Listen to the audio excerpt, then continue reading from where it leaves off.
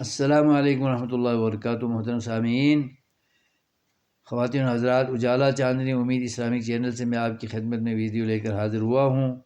سورہ فاتحہ کے اندر جو بلاغی رموز و اسرار موجود ہیں ان کو بیان کر رہا تھا، تو چلتے چلتے ایاک نعبد و ایاک نستعین کے اندر جو بلاغی رموز و اسرار، نکات اور مظاہر ہے وہ میں آپ کو بیان کرنا چاہتا ہوں۔ اس آیت کے اندر اللہ تبارک و تعالیٰ نے ایاک نعبد و ایاک نستعین میں ضمیر منصوب منفصل ایاک کو فعل سے پہلے، نعبد سے پہلے اور نستعین سے پہلے تقدیم کر کے، مفعول کو مقدم کر کے جو آیت ترتیب دی ہے، جس میں شرک کا قلع قمع ہوتا ہے اور شرک کی بیخ کنی ہوتی ہے، اور اللہ تبارک و تعالیٰ نے اس تقدیم و تاخیر کے قانون بلاغت کو استعمال کر کے ہمیں یہ بتایا ہے کہ عبادت کے تمام زاویے، تمام اقسام، تمام انواع صرف اور صرف اللہ رب العالمین کے لیے لائق و زیبا ہے، اور اس میں ذرہ برابر بھی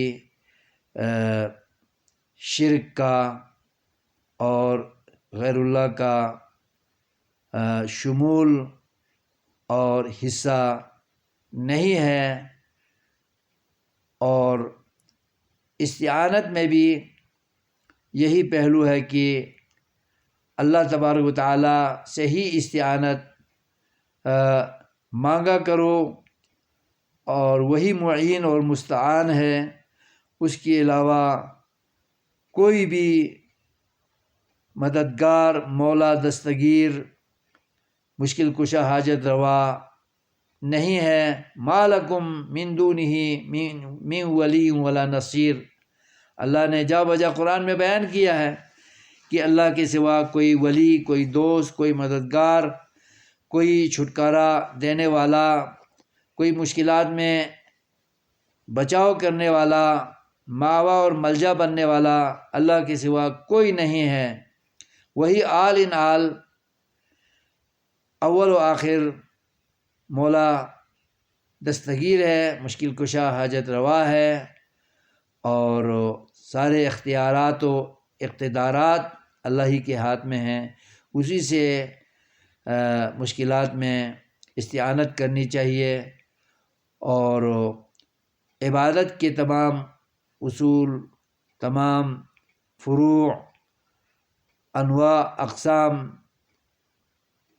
سب اللہ ہی کے لیے بجا لانی چاہیے۔ یہی پہلو اللہ تعالیٰ ہمیں بیان فرما رہا ہے۔ اگر اللہ یہ فرماتا کہ بندوں سے یہ کہلواتا کہ نعبدک و نستعینک، یا اللہ، اے اللہ ہم تیری عبادت کرتے ہیں اور تجھ سے مدد چاہتے ہیں، تجھ سے دستگیری کرتے ہیں، کرواتے ہیں، تو یہ ایک سادہ مفہوم ہوتا اور اس میں تخصیص کا پہلو نہ ہوتا، اور عبادت اور استعانت صرف اور صرف اللہ سے مختص ہونا واضح نہ ہوتا۔ اس لیے اللہ نے ایاکا، تیری ہی نعبد، ہم عبادت کرتے ہیں، و ایاکا، اور تجھ سے ہی نستعین، ہم مدد چاہتے ہیں، تجھے ہی ہم معین و مستعان مانتے ہیں۔ یہ توحید کا عقیدہ اسی لیے دیا ہے۔ یہ تقدیم و تاخیر الفاظ سے، بلاغی اصولوں سے ہمیں اجاگر ہوا ہے کہ فعل کو اپنے معمول سے مؤخر کیا ہے، نعبدو اور نستعین کو، اور اس کے مفعول ضمیر منصوب منفصل ایاک کو مقدم کر کے اس میں تخصیص اور تاکید کا پہلو اجاگر کیا ہے۔ یہ قرآن کریم کی سورہ فاتحہ میں موجود بلاغی رموز و اسرار ہے، ان کو جاننے کی ضرورت ہے تاکہ ہم قرآن کو صحیح معنوں میں سیکھ سکیں۔